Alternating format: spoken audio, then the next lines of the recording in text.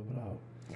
Добро вечер, почитувана публика, и добре дојдовте во 80-то издание на видео подкастот Гласот на Слободна Македонија. Јас сум вашиот домаќин Душан Петровски со мојот верен соговорник Јордан Петровски. Добро вечер. Добро вечер. Вечерва продолжуваме со анализа на емисијата во Центар со Васко Ефтов, каде што му е гостин Слободан Богоевски. Вечерва се занимаваме со работи кои беа изречени во второто продолжение. Насловено Македонија не им одговараше на кралските семејства. Доволно комичен коментар кој што нема потреба од поголем коментар. Конкретно ќе се занимаваме со темата атентатот на Киро Глигоров. Да. Значи нема да ги објавиме тука сите моменти, односно целиот тек на разговорот кој што се водеше околу атентатот на Киро Глигоров. Тука можете да видите, дискусијата започнува некаде околу 58-та минута, така што ако сакате да ја преслушате целата дискусија, можете да ја прегледате на таму кај емисијата на Васко. Ние ќе извадиме само неколку кратки инсерти, кои што се според нас релевантни во однос на откривањето на суштината и позадината и целта на атентатот врз така наречениот прв председател на Република Македонија, Киро Глигоров, човек за кој што нашите мислења се познати, меѓутоа атентатот врз него е една секако голем момент во историјата на Македонија и има како да кажеме, и самиот атентат придонесува кон понатамошниот тек на насоката на Македонија како држава. Па не само атентатот на Глигоров, сите атентатот на Мијалков, мислам дека тој е многу битен атентат. Додека тој, ако се разјаснеше тој на моментот кога се случи, Глигоров немаше да биде председател на Македонија. No. И сега имаме атентат на Мијалков, обид за атентат на Андов и обид за атентат на Глигоров. 91-та, 93-та, 95-та и 95-та. Да. Дали би сакал да објасниш зошто конкретно атентатот на Мијалков е еден клучен момент тука, или ќе го кажеме тоа во... Луѓето треба сами, ние ги обработуваме атентатите. Го обработивме атентатот на Мијалков. Дадовме сериозни докази дека не се работи за сообраќајна несреќа. Не може, се рачиме повторно, не може иста лада да учествува во две сообраќајки на два човека од врвот на власта. Во две различни држави? Да, од две различни држави, на две различни места. Едната е во Србија, во држава Србија, едната е во Македонија. Истата лада. Не е ни по истиот автопат? Не е ни по истиот автопат. Така да, затоа и ова е третиот атентат кој е многу интересен. И кој е врзан и со случајот со Мијалков, како што заклучивме, имаме 3 или 4 различни верзии од 3 или 4 различни извори. Да. Сите кои што треба да бидат или очевидци, или вештачки експерти, односно вешти лица, видувања кои што се судираат. Диаметрално спротивни. Уред, значи сега одиме со... меѓутоа сакам да ги поврземе овие две работи. Значи одиме сега со еден краток инсерт и вовед во темата. Атентатот на Киро Глигоров и неизбежниот Николаос Грелакис. Како вовед во атентатот на Киро Глигоров би ги земал санкциите, многу пари се направија. Да. Многу валкани пари, едната на другата страна. Никош. Значи тоа е клучното, дека многу валкани пари се направија со распадот на Југославија и со ембаргата кои што беа врз СР Југославија тогаш. Одговорот на Богоевски нема. Да. И толку. Да. Затоа што е повторно ќе речеме една интересна работа, ако зборуваме за сите тајни на директорот на тајните служби,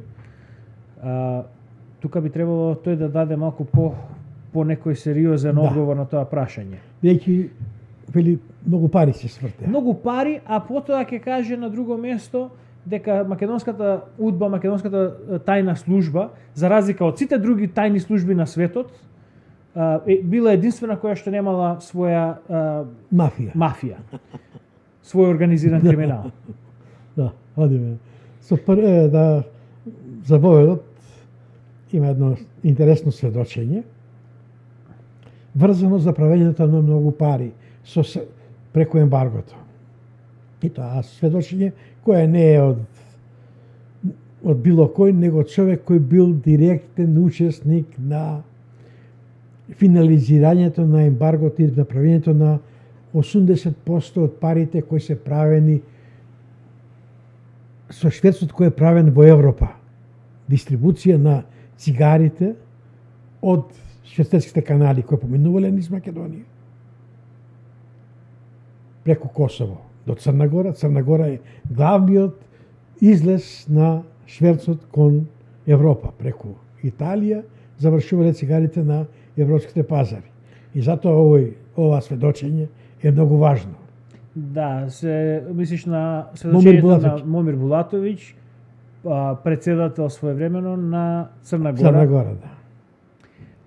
Кое што вели. Сега, повторно тука, за жал, немаме директни линкови за сите овие работи. Ова е, да појаснам, ова се од книгата на мемуарите на Момир Булатовиќ. Така да ова е не е значи, има на некој прес, да не е на некоја или некој интервју, туку негов објаснување во мемуарите за случувањата.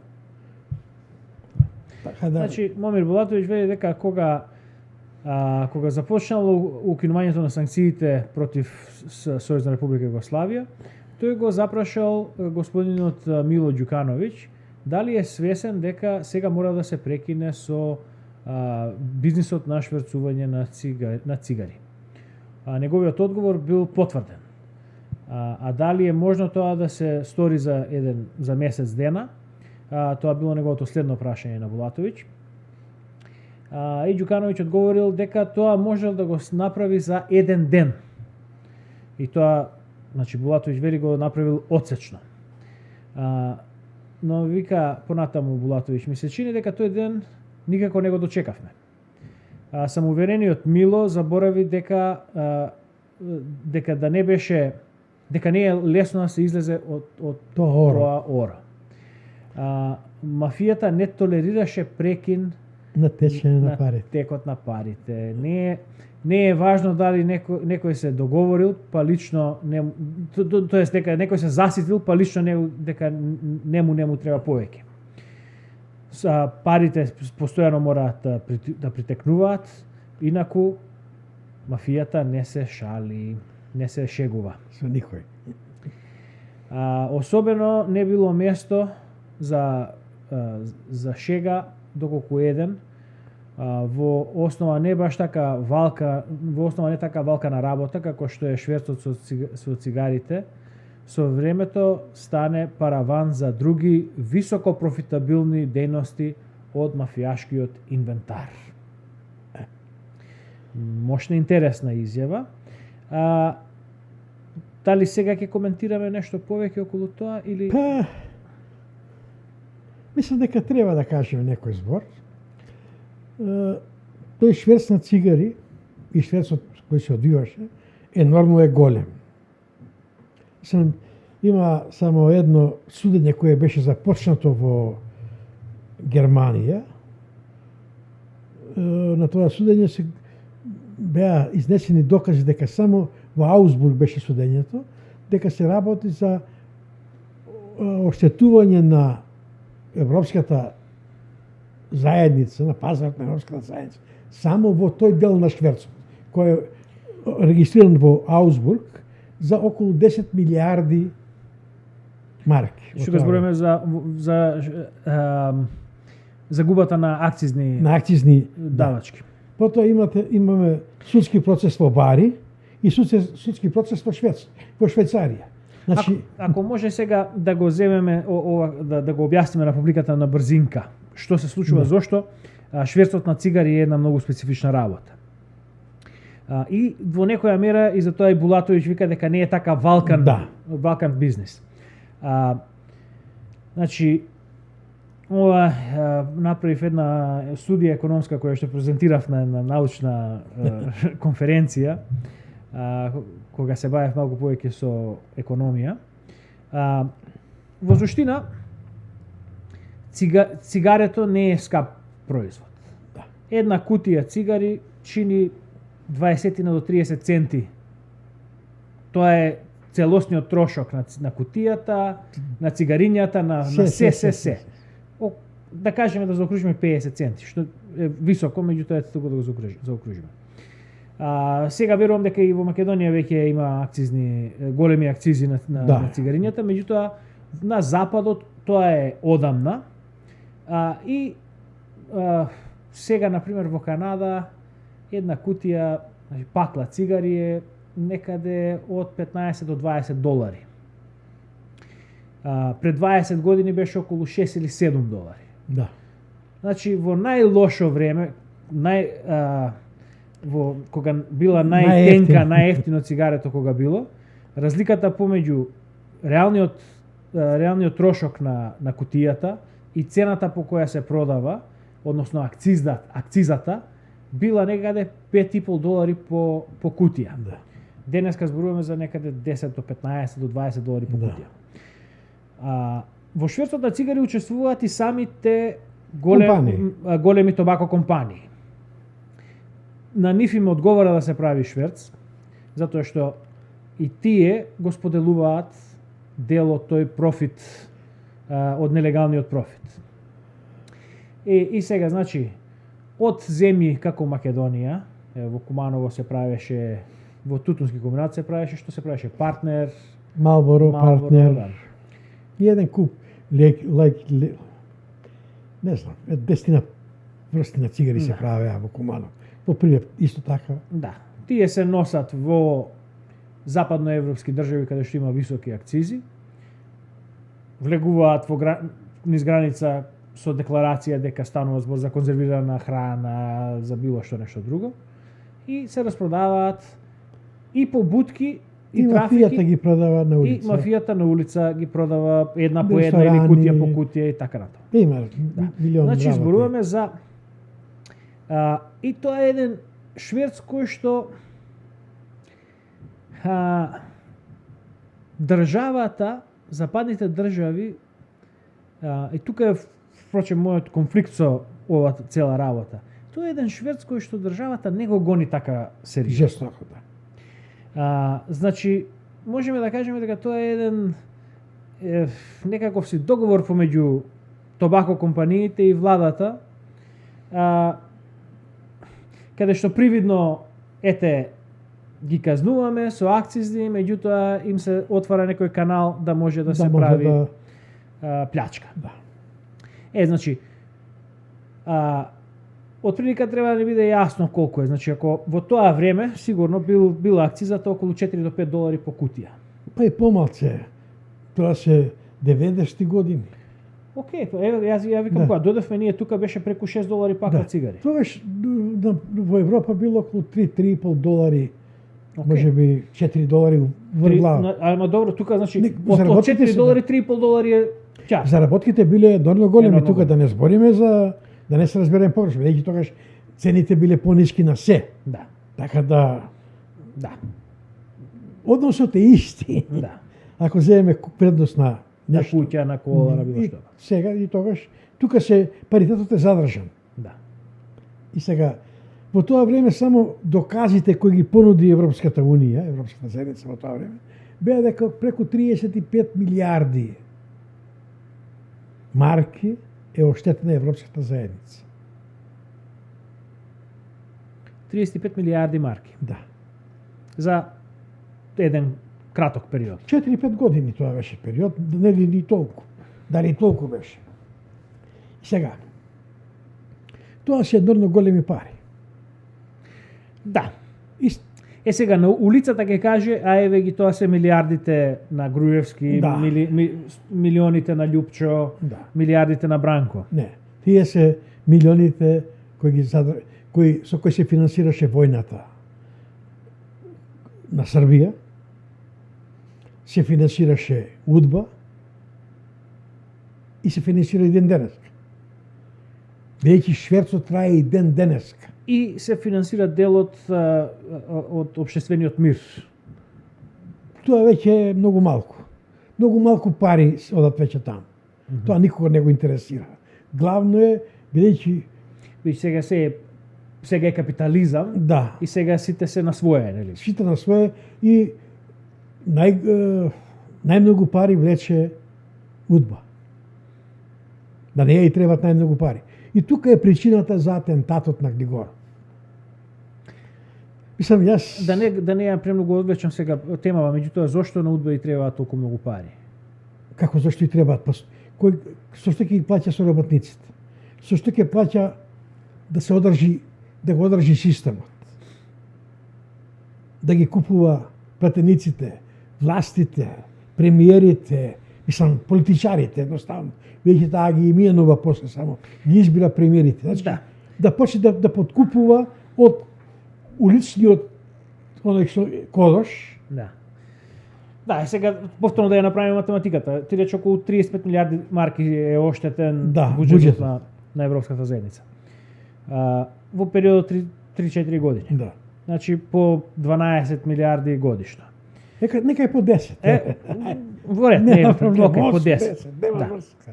Сега, од една страна зборуваме за големи пари. Да. Меѓутоа, кога ќе се подели во ред, значи имаме на толку години 10 милиарди годишно. Тие 10 милиарди годишно треба да се поделат помеѓу 5, 6, 7 републики. Во секоја република имаш, значи, сепак, кога ќе дојде на крај, во Македонија се влезени, да кажеме, во година милиарда марки, а може би помалку. Не, тука е сега полека. Тука нема таква пресметка. Македонија взимаше најмалци. Ма тоа ми е муабетот. Нема ни толку. Дали Македонија, бидејќи сега како 20 марки или 20 долари зима по мастер бокс, тоа се 50 штеки на цигари кутија. Да. 20 долари. И сега поделити у тие 50 штеки, тоа се 500 кутии цигари. Да земеш 20 долари. Да. Тоа е ништо. Да. Само сакаш малце сврти го микрофонот по централно према. Да. Така. Така да... Токму тоа ми е муабетот. Значи, сега да се вратиме од 35 милиарди, во Македонија зборуваме се слејани можеби стотина милиони долари. За целиот шверц на цигари. Значи, повторно, ова сакам да го потенцирам во однос на тоа Грујо изнесе милиарди, Љупчо изнесе милиарди, ово оно. Никој од тие не зима некои такви огромни пари. Парите кои што се прават со плячка се прават токму за ова. За војната и за УДБА. Да. Тоа војната и сега што е причината за атентатот. И сега ќе одиме ли Не, со тоа? ќе го завршам ова, па Да. малце ќе дадеме, мора да ги сакам малку да ги усмериме нашите гледачи каде бидејќи зборевме за шверцот, го прочитавме што кажавме што запишал Булатовиќ и еве го Глигоров сака, бидејќи веќе причината за која тој прифатил Македонија да учествува у шверцот е опстанот на Југославија. И затоа тој прифаќа Македонија да биде транзитен центар, не само за цигари, и да ја помогне воената машинерија на Милошевиќ со шверц на нафта, со износ на стоки од Србија, бакар, други метали, други стоки која Србија продаваше. Целиот извоз на Србија поради ембаргото одеше преку македонски фирми како македонски производ. И само за една година, по еден податок кој е за извозот, македонскиот извоз пораснал за 900 милиони долари. И тоа е во почетокот првите години на ембаргото.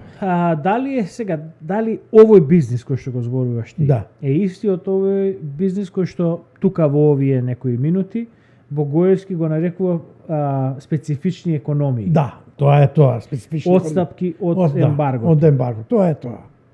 Меѓутоа, тој сугерира дека тоа е воглавно легален бизнис. Легален бизнис многу убаво објаснува. Е храна, лекови, енергенци. Не, енергенците беа под строга контрола, бидејќи енергенците беа можеше да без енергенци Србија немаше да води војна. Се знаеше колку беше потрошувачката на Србија во миродопско време. И тој увоз можеше да се направи. Да и се даде на Србија за да функционира. Да не изумират од глад луѓе. Да. Цивилното население да може да живее. Така е. Но во воени услови енормно пораснува потребата од енергенци. Посебно нафта и бензини. И тоа беше, затоа имаше ембарго. За тие кршења на ембарго ги споменува Богоевски. Инаку оној дел тука, бидејќи имаше на граница помеѓу Македонија и Србија на сите премини, постоеше од на ОПСЕ на европските наблюдувачи кои дозволуваа премин на тие стоки кои беа дозволени. Сол, да кажеме брашно, шекер или иако Србија имаше доволно, но прифаќа такви да им се да може да ги увезе за Србија. И за тоа немаше проблем. Проблемот е кај овие стоки. И тука Македонија заработи малце повеќе пари, бидејќи некаде се прави проценка дека се земени помеѓу 3 и 4 милиарди марки. Овој дел од шверцот воглавно го работеа Фершпет и Макпетрол. Не само, ги работи многу луѓе блиски до СДС, исклучиво луѓе на СДС. И затоа сега ова што го вели Европската комисијата на Европскиот парламент за надворешни работи, дека врските помеѓу политиката, организираниот криминал и безбедносните служби од бившата Југославија продолжиле и после војните. И значи тие обстанале за време на војните и продолжиле после војните. И затоа тука е сега главно, затоа сакам ова да го кажеме во овој момент. Да. Глигоров, бидејќи веќе се навестува, веќе од пролета 95 година, Запад врши притисок врз Македонија да почне да ги заострува мерките за ембарго, за увоз на стоки кои му користат на Милошевиќ за воени потреби. И имаше еден таму случај кога заплени не е дозволија да из Македонија да поминат еден контингент на едно 4-5 фирми контингентите со нафта, меѓу кои беше Митковец од Куманово. Остана на Трубарево да стојат, не дозволија заради тоа наблюдување, дали тие, бидејќи со тоа сакаше Запад да изврши притисок на Милошевиќ да ги прекине војните.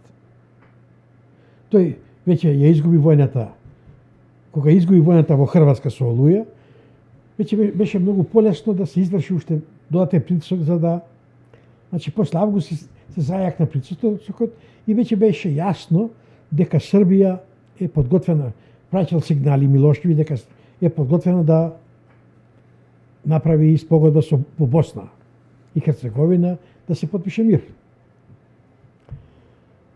Нормално Глигоров ги има тие информации, ги добива дека веќе Дејтон не во најава, не се знае дали кај ќе биде, дали ќе биде Дејтон или некое друго место, но договорот ќе се потпише.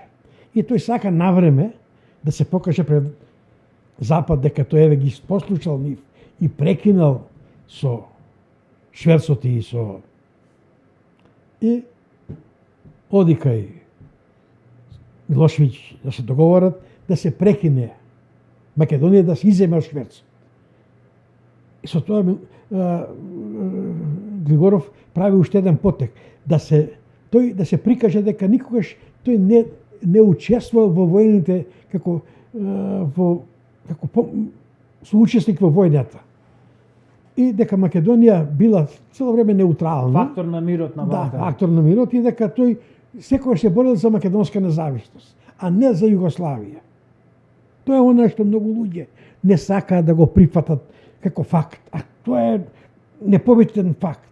непобитен доказ дека неговата цела игра до атентатот е сочувување на Југославија. Сега да не одам да ги вадам изјавите на Глигоров околу Знам, околу референдумот и независноста, каде што тој едноставно на друг начин ја го кажува она што го вели Денко Малевски, независна Македонија без преку мене мртов. И сега, значи, ти викаш дека ова е пивотирање, негово препишување на историјата, каде што тој сега од човек кој што беше најголемиот противник на независноста, сега пошто веќе му е јасно дека нема Југославија, нема скратена Југославија, нема она што тој предлагаше со Изедеговиќ, асиметрична ова она, него останува едноставно Македонија да остане во рак и формално да стане дел од СР Југославија. Да. И сега тој сакаше да го прекине шверцот и да се извлече од и со тоа знаеше дека ќе ослаби УДБА. Дека ќе опадне притисокот на УДБА, моќта на УДБА ќе опадне. Не само Македонија, него на целиот простор, Босна, Хрватска, Црна Гора, секаде. Кој е сега тука него? УДБА е ја гледаме сега ситуацијата, еве, барем од тогаш навака се случи многу работи. Тој 96 година во Македонија доваѓа Јаначковиќ за амбасадор. 96 ја признава СР Југославија, ја признава Македонија. И го праќа првиот човек на безбедносни служби на Србија за амбасадор. Значи, ја засилува и обновува мрежата, својата мрежа ја обновува Србија во Македонија. Она што можеби имало некои пропусти, сега е целата мрежа возобновена за времето на Јаначковиќ по тие 4 години негово амбасадорување. Да не споменувам сега што се случи, Но кој е профитот на Киро Глигоров сега? Дали, што сакаш да кажеш, едноставно тој сега, зашто прави обид да се зашто Југославија пропаѓа, да се сега извлече. тој да се извлече и да се запише себе си како вистинскиот татко на нацијата. И затоа е атентатот. Среќа остана жив. Инаку треба да биде елиминиран. И сега тука има, тоа ќе го оставиме за понатака. Тоа е она што е битното. Значи, исклучиво се работи за мафијашка пресметка. На Милошеvić му требаат пари. Мафијашка пресметка на мафијата на безбедносните служби, која што според Богоевски никогаш не постоја. Не постоја. Ето, тоа е тоа. Да одиме понатака. Мислам, бев доволно јасен. Јас се надевам дека ме разбра. Да, значи, Киро Глигоров сака да се стави прекин на шверцот на цигари, бидејќи едноставно поентата, односно целта за која што го прифатил во прв момент, не веќе изгубена таа цел за... И ќе се види неговата улога во Македонија, каква била улогата, ако остане. Вака може се сокри улогата. Еве, ние сте самостојна држава, изгласавме референдум, веќе немаме ништо со СРЈ, нема шверц преку нас и крај. Да, веќе тогаш СРЈ останува Босна само, останува Србија и Црна Гора. И тоа е веќе периодот кога СР Југославија, односно Србија, веќе длабоко навлегува во својот, како да ја кажеме, во својата фаза на анатемисување од меѓународната заедница. Од секаде. Значи, набргу потоа ќе следи и косовската криза, интервенцијата и веќе со падот на Милошеvić полека почнува обновата на српската позиција во меѓународната. Значи, во тој момент на Киро Глигоров воопшто не му одговара да влезе со нив. Затоа што на Милошевиќ му требаат многу пари. Свесен е дека мора Косово Да. и обнова на Србија му Обнова треба. на Србија, да. После војните прими еден куп бегалци во Србија, Да. мораше да финансира се тоа и да се спреми за војната на Косово. Да. Во ред. Одиме Е, на сега ќе одиме да го пуштиме. Судски, така натаму, нели не би ја коментирал, судот ја забрани така. Што според вас се случи? Кој имаше мотив да изврши атентат на шеф на држава? Говориме само неколку недели по потпишување на таа времена спогодба, кој сметавме дека нели Сега ова би го нарекле заташкувањето Да. на целата работа, Да. зашто објаснивме Да, поентата за атентатот, мултигруп, Да. фоторобот, сето тоа е веќе И сега одиме кон заташкувањето. не е стабилизирана, решила Си проблем. една недела. Една недела. Да. Вас како тргнеме од тие мотиви, горе-долу се знаеше, ние од секаде можехме да очекуваме. И од север, и од југ, и од запад, и од исток. Не е тоа проблем, предпоставките. И тие секој пат се разработуваат, и тие се секој пат конкретни и со конкретни лица. Проблемот беше што се распадна. Така да можеше овдека што сака и слон да помине, никој нема да го виде. Затоа им беше тешко и затоа пишував. Ово е опасно, бидејќи веќе никој не може да гарантира безбедноста. Системот се распадна. Се друго е предпоставка. Значи имаме еден цитат од Владимир Глигоров. Прво она што сакам Да. да го прокоментирам тука. За распад, зошто е распад на системот? Тоа е Не, тоа ти ќе ти го оставам тебе. Она мене што ми падна во очи. Значи сега запамтете дека најавата на оваа емисија и првиот дел на емисијата, првото продолжение на интервјуво на Васко беше сите тајни со шефот на тајните служби. Да. Нема да одиме во кирилицата од пред 6000 години. Еве, сега конкретно за атентатот на Киро Глигоров. Една случка која што ни е во сеќавање на сите оние кои што сме на 35-6 години. Случка во која што шефот на тајните служби, сега тој е веќе е повлечен пред да се случи, колку што можеме да го разбереме. 10 дена, 15 дена, месец дена, така некако е. Значи, Многу краток период. сепак човек кој што треба да има Ама тој требал да ги има да ги има сите сознание. сознание и човек кој што требал да го спречи. Да го спречете да тука е. Во интервјуво, ама буквално воопшто со ништо не се разјаснува од она што го кажува Богоевски, за ниту една ронка, за ниту еден грам, за ниту еден милиметар не го разјаснува атентатот по никоја мера. Туку што зборува? Зборува дека службата целосно потврдила, дека службата, што вика тука, имало опасности од сите страни, и можело слон да пројде и овие нашите служби да не го фатат. Па што работела службата? Тоа ми е прашањето. Затоа сакам да... Тоа токму ми е она што ми остана во ум, што ми скокна веднаш. Затоа што околу овој период го имаме новиот, сега беше правилник или закон за правилник за работа на службата за државна безбедност.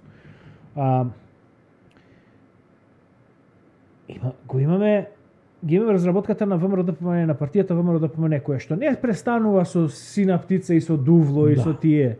Тоа е само синаптица, дувло се само еден момент во прогонот на ВМРО-ДПМН и на низините симпатизери. Еве сега јас повторно многу ми е мрско што се повикувам на твоето досие постојано, меѓутоа тоа ми е досието кое што ми е најпознато и сепак најлесно можеме да се служиме со него, затоа што некои други луѓе може да се жалаат едно друго. Активноста на службата во тој период е, чувај Боже, прогонува луѓе. Еден куп луѓе, еве само во твој случај, 4 или 5 телефони ти се прислушкуваат. Се следиш на секој чекор. Имаш човек во придружба постојано. Нон-стоп ни доаѓаат дома, кога ти си на пат, ни доаѓаат соработници да ни испитуваат, да влечат информации. Значи, колку ресурси службата има вложено само во тебе во тој период. А ти си следело околу 10.000 околу луѓе. 10.000, може би повеќе луѓе. Еве, не се сите со истиот интензитет, може би некај некој. Ама некој со поголем, некој со некој со поголем, помал. Значи просечно, еве, да кажеме дека за секој човек, за секој досие се ангажирани по 10 соработника. Да, Плюс службата. плюс службата. И сега, како ќе... Значи, таа служба не е работела нејната работа. Заштитата на председателот на државата. И на уставниот поредок. Сега зборувавме за уставниот поредок, дека таа е впрочем факторот кој што најмногу го крши уставот и што го нарушува уставниот поредок. Сега имаме тука и случај, значи каде што не само имаме тука едно директно, значи кршење на уставот со овие со обработката на ВМРО ДПМН и сузбивањето и така натаму, а ова е легитимната должност на службата. Да ја штити безбедноста на државата и нормално тука се председателот и сите врвни лица на државата. Барем според тврдењето на Богоевски, службата спиела на радно место.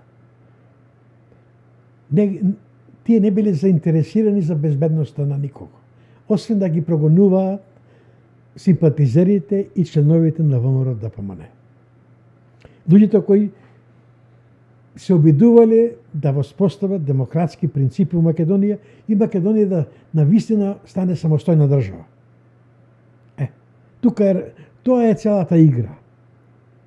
И сега нема да слушаме повеќе од него. Мислам дека завршиме, да. Сега, дека атентаторот, нарачателот е познат.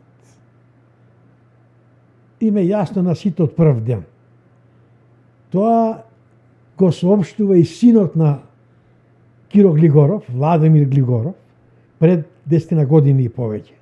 Во една негова колумна во во неделникот, тоа е, не знам, портал српски Пешчаник се вика, и насловот на неговиот текст е Лаж и издаја. Лага и предавство. Текстот му е посветен на годишнината на убиството на Ѓинџич, но ние тоа нема да го дискутираме. Дека бидејќи тоа се 2-3 пасуса, овој дел е битен за нас. Па ти ќе го прочиташ и овој дел ти да не... Да, значи Владимир Григоров е вака. Мојот дедо по мајка е убиен во политички атентат во 1924 година. Да појасниме кој му е дедо по мајка. Мислам да за младиве луѓе кои не знаат, дедото по мајката на или сопругата на Глигоров е Стојан Мишев. Тој е еден од војводите на ВМРО, бил по времето на Тодор Александров, и тогаш е заради неговото недолично однесување како градоначелник на Куманово. Значи тој е пред ВМРО на Александров, тој е војвода, значи пред првата светска војна. Стојан Мишев бил војвода на ВМРО. Па потоа во војната станува кмет на Куманово. На Куманово, да. 19 или 18 е кмет на Куманово. И е познат по своите злостори, баш и поднесување, плячка, силување. И му се изрекува смртна пресуда. Тодор Александров, заради тоа што во времето на војните и пред тоа на борбата против турците и тие години, се покажа како му е простил смртната казна. Стојан Мишев, наместо да остане и да ги окае греовите со својата верност кон движењето и кон организацијата, тој преминува на српска страна.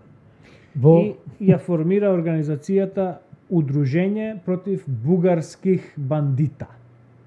Значи сега, кога зборуваме за бугарштината на ВМРО, за наметнувањето на бугарство и едно друго, тука некаде е еден од почетоците Да. на сето тоа. Значи, таткото на жената на Киро Глигоров, Мајка на мајка на Владимир Владимир Глигоров, е предавник на организацијата од највисок степен.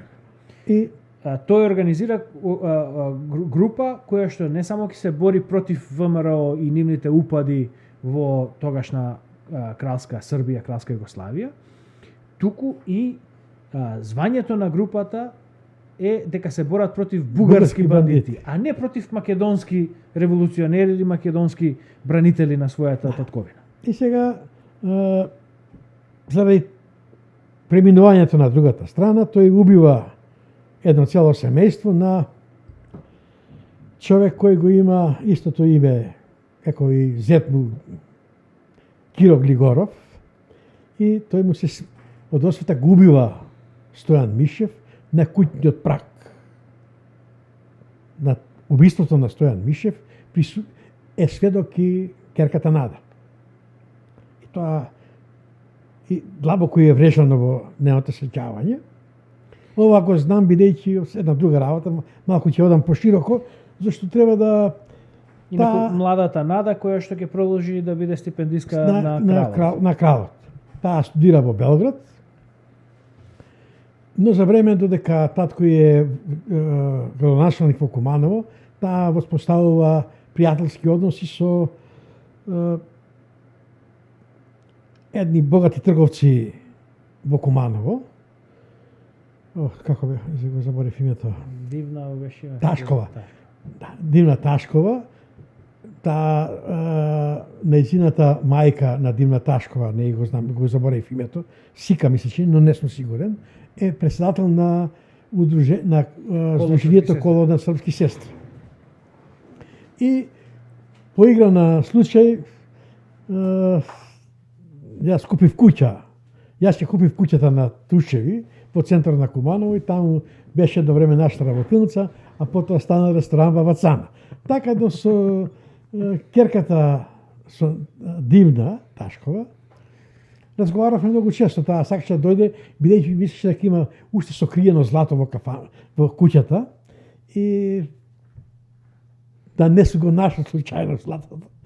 Па беше договор, ако беше и така подпишавме кој на куќата, дека ако најдеме злато целото ќе го дадеме. И таа расправаше кај седеле со Нада, во која собата кај што беше, како седеле, што работеле, како на чардакот седеле, и така расправаше бајаги за Нада. Бидејќи студирале во Белград заедно и биле цимерки. Затоа голем дел од имале заеднички во животот. И сега сакаше да каже дека еве таа е многу блиска со жената на преседателот. Имале детство заедничко, млади години, студии, први љубови, кога се први. Така да, од тоа знам повеќе работи. Таа расправаше како траумата од убиството на татко и не можела никош да ја отстрани. Сега одиме понатака.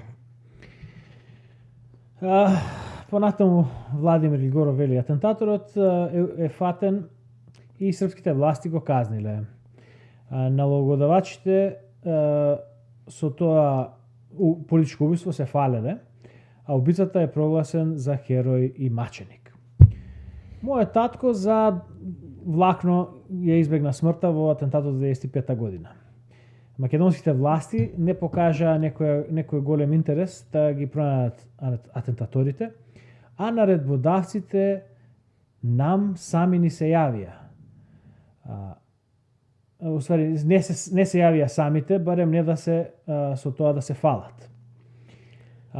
Јас во 91 година се затекнав во Америка, така што сите закани, сето насилство и сета омраза вперена според мене ги истрпеа моите најблиски. Кој него да го брзи. Српските власти против тоа не направија ништо ни тогаш, а ни сега. И сега последното. И последното. Тоа што е ценно болдирано. Мојот дедо не тежеше кон спогодба со оние кои што подосна го убија. Очигледно и тука лаже, според она ти што го кажа околу помилувањето. Ама не, ова е ова е после. Да, окей. Значи неговиот дедо Стојан Мишев не тежел кон спогодба. Немал можност да се спогоди. Да. Бидејќи тој ја пропустил шансата, му дали еднаш, го помилувале. Да. Но ова е сега битното. Да. Вели мојот татко, да. Но имаше среќа. Значи, ако Владимир Глигоров знае дека татко му се собил да се спогоди со атентаторите, тој знае и кој е налогодавачот. Извршителите се не битни овдека. Бидејќи налогодавачот сам ќе каже, ќе ги даде сите. Да. И Па и на крај, еве сега, за атентатот на Фердинанд, да кажем. да, Гаврило Принцип е само инструмент. инструмент. Апис е главната Точно така. личност. Точно така. И сега вика Богоевски, тие не знаат ништо, немале никакви индици за ништо. Па еве ти го доказот. Кога излезе овој текст на Глигоров беше жив. Значи, не е ова после смртта на Глигоров објавен текст.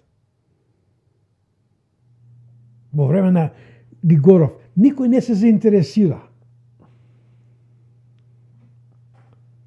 од службата, од весниците, од новинарите, никој не обрна внимание на ово исказ. Мојот татко се обиде да се спогоди со атентаторите.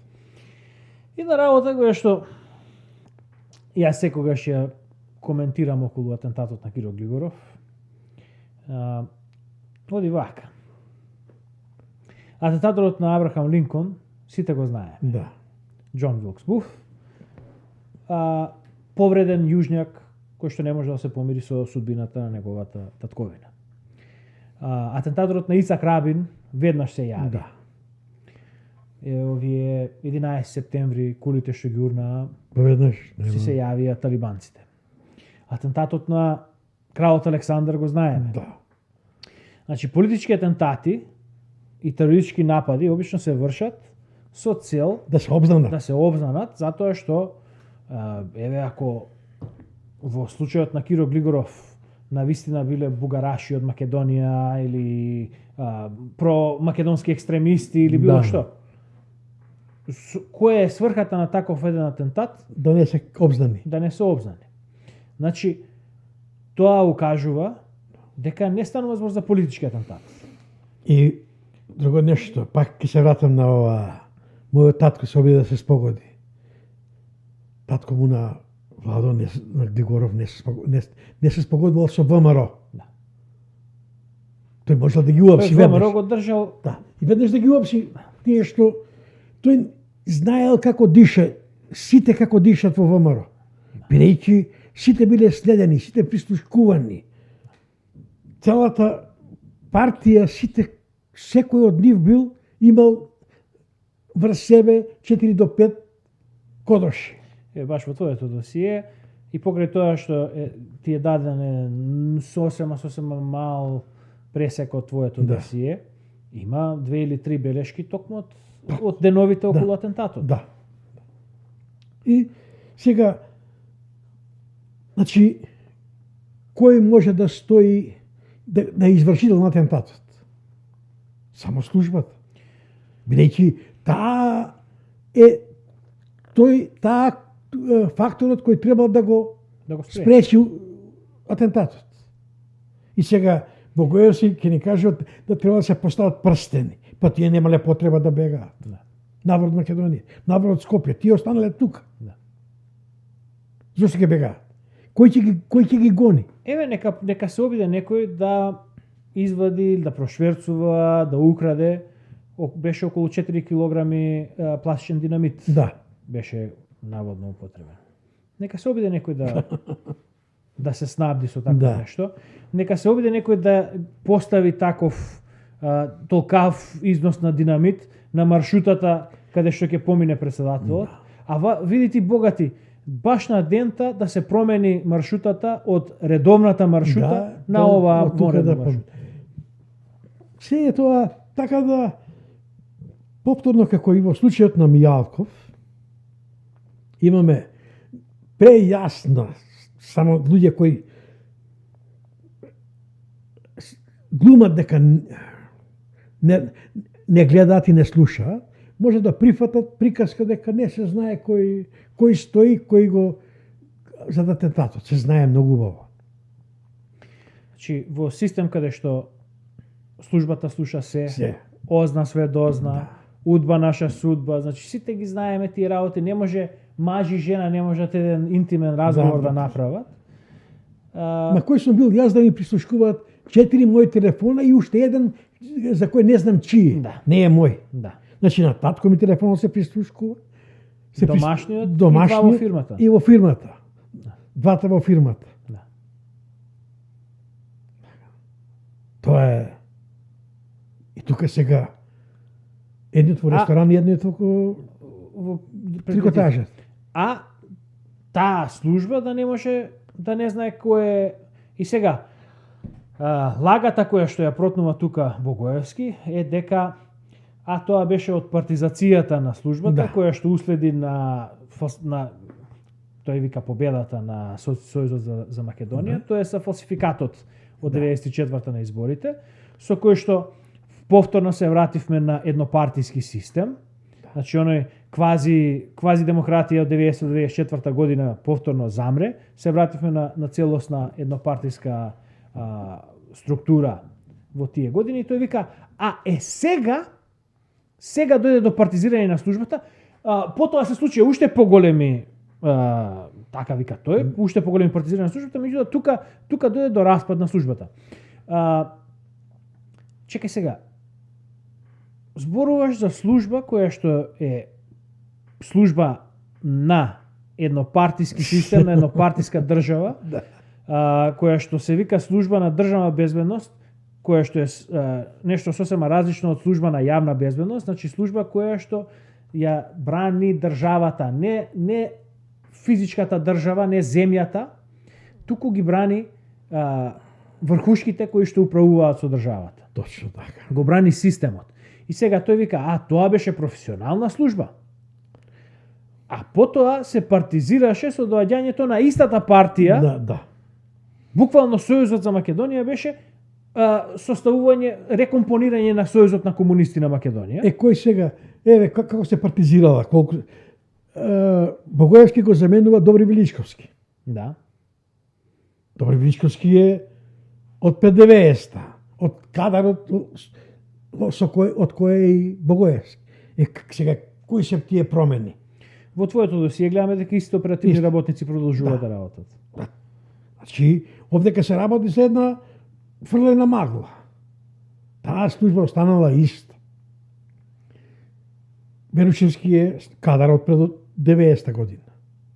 Значи, битните луѓе останали исти. Го заменил Богоевски, го заменил Добри Величковски. Голема промена. Двајцата се исти кадар. Исти кадар, исти профил на однесување, се, немало ништо. И сега како ќе разговарам. Сега има тука, ако да одиме понатака, за случувањата кои се интересни. Сведоците кои починале под чудни околности. Да ги прочитаме. Да, прочитаме, да не... Скопјанецот Милорад Михајловски, кој починал на 45 годишна возраст, е лицето за кое извори во МВР тврдат дека починал под сомнителни околности, откако дал изјава во својство на сведок во врска со атентатот врз председателот Киро Глигоров. Михајловски во минатата недела бил најден мртов во неговиот дом на улица Владимир Комаров, еден ден пред тоа дал исказ за атентатот. Многу, сега изредивме чудни околности околу атентатот, како ова не е една чудна околност. Не е познато какви информации дал Михајловски во исказот за истрагата за атентатот врз Киро Глигоров. Од 3 октомври 1995 година, дента кога беше извршен атентатот врз Глигоров, се случија неколку мистериозни убиства на лица што на разни начини биле поврзани или знаеле важни информации за терористичкиот акт. Терористички акт. Јас повторно ќе кажам, тероризмот е политички акт. Тука нема Затоа политика. јас дефинирам како мафијачки. Мафијашки, да. Прва жртва беше Наип Лесковица од скопското село Грчец, кој загина во сообраќајна несреќа на патот Гостивар-Тетово. Со негово автомобилот бил и Петри Таме, кој во несреќата не добил ниту модринка. Петри Таме е едно име многу интересно. Ќе го ормотуваме и него, ќе дојде во овие. И сега уште една работа. Одека Значи ова како шоферот на Мијалков. Нема гребнатинка. Многу се чудни тие сообраќајки. Гине човек, вела дека бил многу тешко за Мијалков, дека бил крварен, тешки повреди. Шоферот без Ништо. гребнатинка. Ово е исто без модринка. Одиме понатака. Листата на мистерите, кој е изворот на ова? Ова е го има на ова се од форумот од Вестник, некој сега веќе не знам, бидејќи сите архиви се Ова ми личи избришени. како на некој текст од форум, од Фокус, нешто на такво нешто. Не, ми личи, мислам дека од форум, од форум. од неделникот форум. Да, окей. Продолжуваме. Листата на мистериите ја дополнува инспекторот на МВР Драган Гаврилов, кој утрото на 5 август 1997 година бил прегазен од патнички воз на мостот на реката Лепенец во населбата Ѓорче Петров. Гаврилов му бил телохранител на Киро Глигоров. На 20 февруари 1998 година на падините на Водно во близина на кругот на МВР, кај моето школо, била најдена мртва Тања Павловска, стенографка во управата за оперативна техника. Оперативна техника е прислушкување. Павловска имала огнострелна рана, значи со куршум, во челото од истрел со пиштол, кој никогаш не е најден. Истражните органи тогаш го евидентирале случајот како самоубиство, а пиштолот не е најден, значи некој ракун сигурно го... И у чело, Од чело. кој прави со пукање во чело, тој не се не требаше да последува. Во ред. Ова ќе остане на екран, нема веза. Нека остане на екран, само отвори го тоа, така. Вака сега,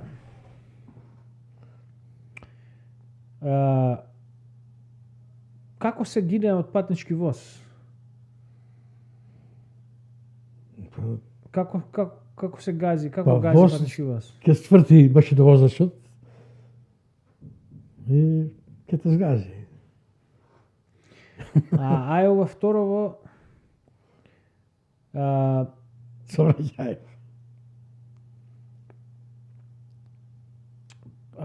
сообраќајна несреќа, Петри Таме, и ова сега Тања Павловска. Сега нити самоубиство тука, Како и може да- пиштолот го нема. Пиштол- Тука се прави Ама одека вика во чело, не вика во слепошница. Во слепошница, да. Веќе не. само Тука се обично тука се да. прави или со пукање во. Барем така гледаме на филмови. На филмови, да.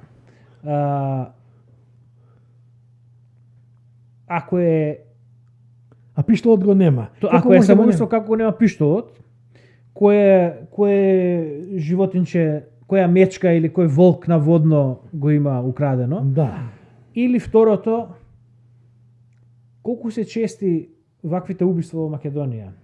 Колку е чест ваквиот криминал во Македонија? Мислам, овакво нешто да се случи некаде во, што те знам, во Бруклин или некаде во Харлем, Да го прифатиш дека во ред, тоа или во има. Чикаго. Да. Меѓутоа во Македонија убиства со И- пиштол во шума, Никако, тие истраги, нема истрага завршува. Мислам дека нема потреба да зборуваме повеќе за овој случај. да. Доволно. Да, и јас мислам дека ова самото по себе си говорат фактите. Значи, убиството е повторно, кој атентат, веќе 70 години ќе се навршат, не, 60 години се навршуваат, од атентатот на Џон Кенеди. Да, Тој атентат до ден денес е мистерија. мистерија. Со атентатот на Џон Кенеди и доаѓањето на гарнитурата на Џонсон и потоа и така натаму, Америка во суштина станува сосема друга држава. Тоа е целата работа и јасно е кој стои за тоа. Трамп не го ликвидира, ама се случи истото. Бидејќи тоа е таа длабока држава која објаснувавме минатиот пат и повторно се потврдува кој е длабоката, кој се газдите на длабоката држава Македонија. Извршителите, газдите се на друго место. Извршителите на налозите кои ги издава длабоката држава Македонија. Во ред. Следнава емисија ќе биде околу, сега ќе го работиме тоа во оваа емисија или ќе остане како сопствена емисија? Ова ќе остане како сопствена. Колку е? Па околу 1 час е. Доволно. Значи ова е околу атентатот на Киро Глигоров. Има некои текстови на Котле кои се пишувани, меѓутоа повеќе има на темата атентатот на Киро Глигоров. Може би ќе ја ставам во описот темата, која што едноставно можете да си ја разгледувате со тек на време, тука со тек на години се собирани тие информации. И за среќа останале тие овие хакирања, дел од тие текстови останале сочувани. Тоа се од новини текстови, од дискусии. Има многу работи кои човек треба да ги прочита за да му се размислат повеќе работите. Се извинувам. Значи, само на брзинка да сублимираме. Киро Глигоров. Митот дека тој е таткото на нацијата, дека тој бил основниот столб кој што повлекол прв, како сидрото повлекол кон македонската независност. Цела ова сега што се измислуваат преданија и митови дека 8 септември токму тој го одбрал како датум за референдум поради некоја врска со правењето на таа независна држава Македонија. Нема. Тоа се само митови и преданија. Киро Глигоров е човек кој што никогаш не беше заинтересиран за Македонија како независна држава, кој што се противеше на независноста, кој што учествуваше во финансирањето на војната да се сочува Југославија, онаа скратена Југославија која што ја спомнав минатиот пат, значи Словенија да се отфрли, затоа што Словенија премногу прави проблеми и не се вклопува нити лингвистички, нити културолошки, да се направи оваа Југославија со Хрватска Македонија кои што ќе бидат север-југ. И кога доаѓа моментот кога тој план пропаѓа, тој сега се врти и веќе конечно го бара своето место во историјата како таткото на македонската нација. Ама тој и во тој момент не ги прекинува односите со Србија. Тој му нуди вазалство. Тоа е спогодбата што ја споменува Владимир Глигоров. Дека тој нуди дека ќе остане верен на Србија. Но на Србија не и треба верност. И треба Македонија како територија преку која ќе го работи шверцот. Тој е веќе уходен. И треба двете фабрики за производство на цигари во Македонија. Во Куманово и во Прилеп. И требаат врските кои ги веќе воспоставени во Албанија со тутунските комбинати во Албанија. Така да, тоа е се една голема мрежа и сега одеднаш треба да бара нови партнери Србија, дали ќе оди преку Бугарија, преку веќе Бугарија почнува да ја чисти мафијата. Романија не сака да слушне за такво нешто. Нема од каде. Кој е проблемот? Ако директно слетуваат авиони во Србија, тоа нема да го дозволи Запад. Вака се прават. Секој пат во такви криминални во шверцерски акции секој пат се прават диверзии, распространување на теренот, да има се помалку докази кои што водат до еден центар. Ви благодариме повторно на вниманието. Се надеваме дека успеавме да ви го доловиме вниманието. Само една секунда, да не помисля дека шведцот престанал. Треба да го слушнат. Побарайте на Фейсбук што се случува во Црна Гора или во вестници во Црна Гора и ќе видите сега колку е голем шверство во Црна Гора на цигари и на дрога. Во моментов. Застрашувачки. А повторно од некаде влегуваат тие цигари. Знаеш, ова е една работа околу често има една, сега да кажам, перцепција во јавноста дека известни дроги се порта кон посериозни дроги. Да. Лесните дроги дека се порта. Она што сум го согледал како по лични искуства, читање, проучување, е дека воглавно оние кои што се користат за лесни дроги, често тоа е порта кон поголемо количество на истата лесна дрога. Меѓутоа, кога станува збор за шверцувањето, за дилањето на тие производи, обично тука е впрочем она ескалација. Значи почнуваме со шверц на цигари, па ќе влеземе во шверц на марихуана, па во шверц на кокаин, па во шверц на хероин, значи тука иде ескалацијата. Профитот е погонското гориво да се оди што повисоко со такви многу подоходовни. Побарете го името на човекот на Фейсбук, Небојша Медоевиќ. Тој е експерт за шверц, да цигари, она што и дрога. Она што го работи Црна Гора 30 години. Она што го споменавме од мемуарите на Булатовиќ. И ке чуете дека и ден денеска тој шверц царува. Па се запрашате дали што работи Македонија. Да. Ова ќе биде последното. Шверцот што бара? Шверцот бара трансверзали. Да. И морски пристаништа. Значи, Црна Гора има морски пристаништа, Македонија има трансверзалата Вардар Морава. И аеродром. Аеродром Скопје. Слетување на Петровец имало на Ил-76, тој авион од 40 тона носивост, кој некој статували по 2-3 пати, по 10 пати на ден. Јас ги имам. Што е кратка релацијата до... Не, тој носел цигари од Украина, од... Слетувал во Скопје, да не оди директно за Подгорица, и од тука пак продолжувал, едно слетување имал, да се изгуби трагата. Да. Во ред. Ви благодариме на вниманието, се надеваме дека успеавме да ве задржиме со нас до крај. Од вас бараме да ги лајкувате нашите видеа, да ги гледате до крај, да ги споделувате и да се зачленувате на нашиот YouTube канал. Тоа ни е најбитно. Да, на тој начин се молиле.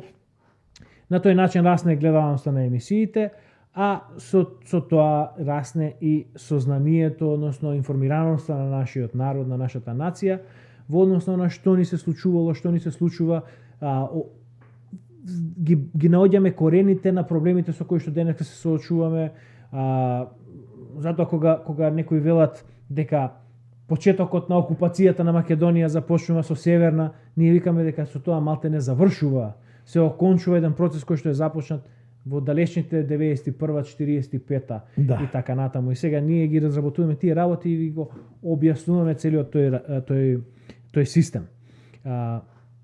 Останете со нас понатаму. Во следната емисија ќе зборуваме малку околу синот на Јордан Мијалков, односно синовите на Јордан Мијалков, и потоа ќе одиме во уште продлабочување и уште некои сериозни работи. Уште многу работи. Мислам дека уште едно 3-4 емисии ќе ни треба сигурно. Да, па дефинитивно дека службата немала мафија, дека не работел организиран криминал, тоа не може да остане необработено и неодговорено. Во ред, ви благодариме многу, останете со нас понатаму во нашата потрага по вистината, затоа што само вистината е она што ќе не ослободи. До гледање. До гледање.